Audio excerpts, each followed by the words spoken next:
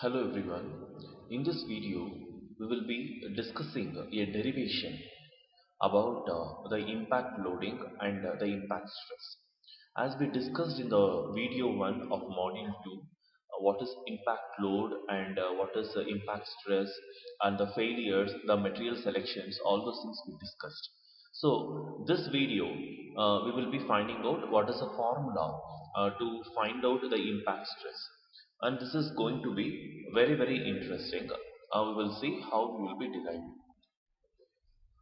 We will be finding out what is the formula, the final formula which is applicable for all the impact loads. We will be discussing and finally we will be deriving two formula conversions where for the axial load what is the formula, and for the bending load what is the formula, and even for the shear load, that is the torsion, what is the formula.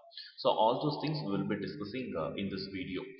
So for this, let me consider few assumptions. The assumptions are a vertical rod which is having uniform cross section of circular cross section, uh, and you because the stress concentration will be very less compared to the any other cross section. And let me assume that this vertical rod is fixed on its top, and the bottom side is fixed with a collar for the supporting purpose, and there is a weight P or capital W which I'll be allowing to fall suddenly on this collar of height H. And here I'm not going to use any values because let it be applicable for all the values or magnitudes whatever we are solving.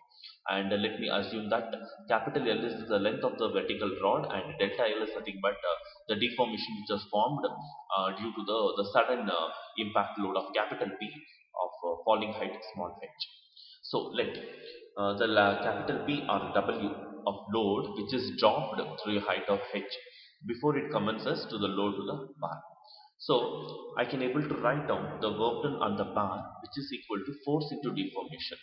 And what is the deformation here? I need to measure is force. As I told you, here I'll be writing it as P. A force or load both are same. Even you can write the work on the bar is equal to the load into deformation, that is also applicable. And the deformation, which is nothing but the falling height plus the deformation, that is the delta L. Now I'll be writing the delta L. You know that what is the delta L. This is nothing but the strain energy, which I can able to write considering the static stress formula, that is stress into the length divided by Young's modulus based on the Hooke's law formula, where I'll be writing this equation as per my requirement. Then let me substitute the delta L value, delta L as stress into length divided by Young's modulus. Let it be equation 1. Then moving to the work stored in the bar, that is the strain energy which is stored in the bar. The formula which we need to remember as a note. So that is the formula is 1 by 2 into delta L into R, which we already discussed in the video 1. Just have a look on that one, which is nothing but the strain energy. Again, let me substitute the delta L formula in this equation 2, that is sigma into L divided by E. And even the R value also we know that, which is nothing but here you can able to see the work stored in the bar, that is 1 by 2 into R into delta L, where R is nothing but sigma into E. So let me substitute the same thing here also, and the R value, and finally I'll be getting the work stored in the bar as sigma squared by 2E into V. Let me write this as equation 2. At equilibrium point I can able to equate the work done in the bar which is equal to the work stored in the bar. So let me equate the equation 1 and equation 2, that is P into H plus delta L, that is P into H plus sigma into L divided by E, which is equal to sigma squared by 2E into V. And let me simplify this one. So P into H plus sigma L by E, which is equal to sigma squared by 2E into A into L, where I'll be expanding this one. So I'll be taking P inside the equation. So P into H plus P sigma L by E, which is equal to sigma squared 2E by A into L. And again let me expand, taking all the terms to the left hand side, keeping only sigma square on the right hand side. So P into H into 2E divided by AL plus P into sigma L by E into 2E by AL, which is equal to sigma square. And after the simplification, let me write it as 2 EPH by AL, and this is supposed to be minus, it's not plus, Here I'm talking about is supposed to be minus because I'm taking all this to the left side, isn't it? So minus 2p into sigma divided by a, which is equal to 2 EPH by AL. And now let me frame this one. So sigma square minus 2p into sigma by a plus p square by a square. Let me add p square by a square both left hand side and right hand side for my simplification of the derivation. Even right hand side also 2 EPH by AL plus p square by a square. So I'll be getting a minus b whole square format in the left hand side. So sigma minus p by a whole square, which is equal to 2 EPH by AL plus p square by a square. Take the square to the right hand side. So I'll be getting square root of 2 EPH by AL plus p square by a square.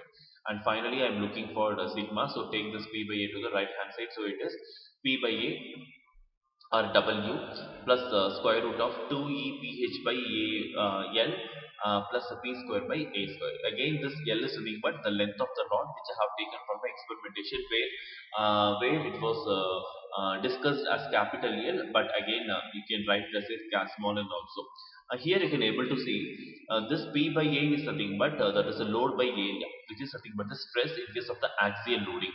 The same thing if I'm solving for the impact load, if I'm solving for the impact load means here I cannot go with P by A. Here I'll be going with sigma B, that is the bending stress I'll be going. Bending stress formula we know already, the bending stress equation we discussed. So the bending stress equation we need to write. That is the bending moment divided by the section modulus. That formula where section modulus is nothing but I by C. That formula we need to use. And mostly torsion is very rare case. In case the torsion is used means again we need to use the shear stress formula. We need to very empty by the section modulus we need to use. That is the formula we need to use on the same equation in case if it is a torsional load. And this is the formula for the stresses due to the impact load based on the axial condition. If the load is applied suddenly, where the falling height is 0, then the equation can be written as sigma is equal to p by a plus square root of p square by a square plus 0. So in short, I can write as 2p by a, because if I remove the square root, I will be getting p by a. So p plus p divided by a plus a. So I will be getting 2p by 2a. And when delta L is very very small, as we know that if the falling load, that is the sudden load, if the magnitude is very small, and even the deformation whatever is producing, that also will be very very small. So if that is very very small means as compared to H, then the work done can be written as P into H. So the formula, let me write as sigma square by 2e into a into length, which is equal to load into falling height. So since sigma I'm looking for, so I'm taking all the terms to the right hand side, keeping sigma on the left hand side, so which is equal to sigma square equal to 2 EPH divided by AL, and take even square to the right hand side, to sigma equal to square root of 2 EPH divided by AL.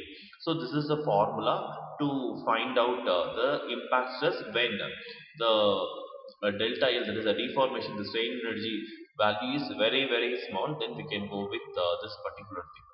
And even we have a formula to find out strain energy due to the shock loading, where the work done on the bar by the shock, it is denoted as Q, and the work stored in the bar is nothing but 1 by 2 into R into delta L.